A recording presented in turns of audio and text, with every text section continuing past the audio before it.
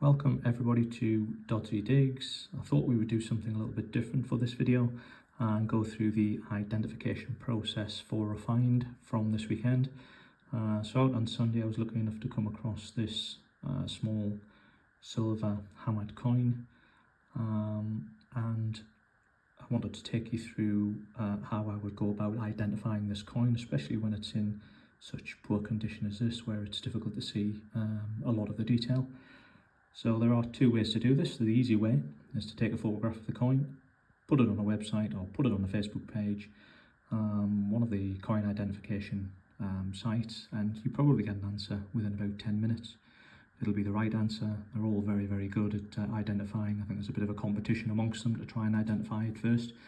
So they are very, very good as a first port of call. But if you want to have a bit of fun, do it yourself. This is how I go about it. So what's the starting point with identifying these kinds of coins?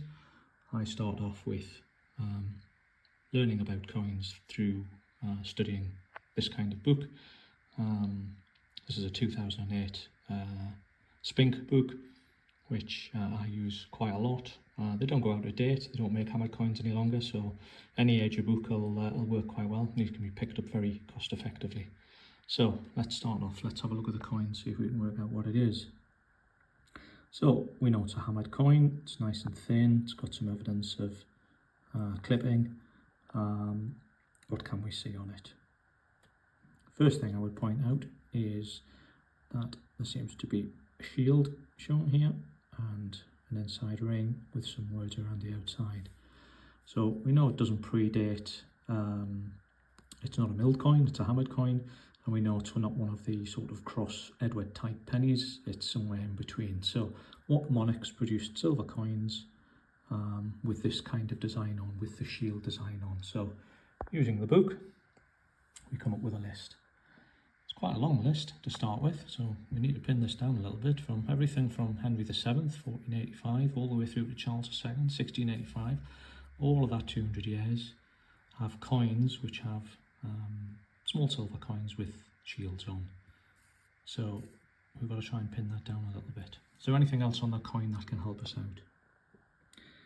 Again, if we zoom in and have a look. The next thing I would try and do is there a date on the coin? Obviously dates on coins help you pin them down exactly to when they were minted and which monarch they're from, etc., which countries they're from, all of that sort of stuff. In this case, on a shield coin, the date would normally be just above the shield. Is there any evidence to that? And although it's very, very eroded, we can see a number 1 there. So we know that this coin has a date above the shield. How does that help us? Well, most of this list of monarchs, they don't show dates on their coins. The only ones that do are Elizabeth I and James I. We can discount James I in this scenario because the coin's quite a small coin. The coin's about the size, just below the size of a penny. James I coins with shields on only show the dates on sixpences and above, and they're quite large coins as we'll see in a moment. So I'm discounting James I, and I think this is an Elizabeth I hammered coin of some sort. We can use other identification points to help us out with these as well. We can look at the quality of the silver, we can look at the design of the shield itself. I'll give you an example, bring in a shot. Another poor condition coin. This is a Henry VIII coin. You can see that the condition of the silver is much worse. This is a nice silver. Elizabeth I introduced a silver standard and maintained that silver standard. Henry VIII, old copper nose, reduced that. So you can see that the Henry VIII coin is a much poorer piece of silver than the other coin. So I'm happy that it's not a Henry VIII coin. I'm going to stick with my Elizabeth I identification. But we could go into a lot more detail looking at shields and trying to pick out some of the words as well around the outside to try and help us. So comfortable with Elizabeth I, what kind of coins have we got during her reign? I'm lucky enough to have a small collection of Elizabeth I coins, and let's have a look at them in a little bit more detail. So Starting off one coin before the one I'm showing is a 3 farthings. I haven't got a 3 farthings coin, but it's slightly smaller than this coin, which is a penny. Then we go to the 1.5 pence, the 3 halfpence. We have the 2 pence, the 3 pence, 4 pence or the groat, 6 pence, and the shilling, the much larger shilling. How does it help on the reverse to identify the coins? The 3 farthings has a date on it, very small coin, it has a date on, penny doesn't, 3 halfpence does. Let's just zoom in. See the date just shown up there, probably 1563 I think. The 3 actually goes outside the inner circle, such as the small size of the area where the date goes. Then you got your 2 pence, no date, 3 pence, date 1566, groat, no date, 6 pence, date, shilling, no date. Okay, so we're pinning it down to a number of coins just purely on the reverse based on just having a date.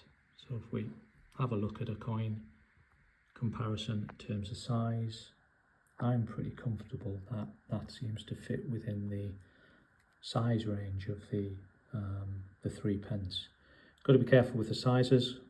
Hammered coins are often clipped. This one indeed shows signs of clipping, but it's very minor, probably along one edge. You can see the full extent of the coin here, and that seems to match the overall size of that coin in here as well. So I'm comfortable on the reverse that that's a 3D. So let's turn the range of coins over and let's see if the bust side helps us out with the identification at all. Okay, so we've turned these coins over and let's do the same with our coin that we found, and let's see if there's any help on the other side in terms of identifying the coin. Unfortunately, this one is in even worse condition on the other side, so I can't pick out any sort of helpful detail on there which would give us a pointer to what it is. So that doesn't help us at all. But let's have a look at the other side of the Elizabeth collection, just to help to identify if we did see something with a bust on it, what we'd be looking at. So the 3 farthings that comes before the penny has a rose on it to the right hand side of the bust. The penny doesn't. You can just about see on the 3 halfpence that the bust is here, and there is just evidence of the rose here, so the 3 halfpence does have a rose. 2 pence is very easy to spot because we get the 2 pellets behind the bust. On the 3 pence we have the bust with a crown and we have a rose. On the groat it's clear, 6 pence, rose, and shilling, clear. So if we did have some detail on that side of the coin, we could have pointed and helped us out with our identification based upon the ornamentation behind the bust, which helps us out with the Elizabeth I coins, which is really, really good. So I'm quite happy now that we have identified this coin as an Elizabeth I 3 pence. Not a very good example one, but hammered coins all count. It's exciting when you find them, and I think that's identified properly and ready to go into my collection. Thanks for watching.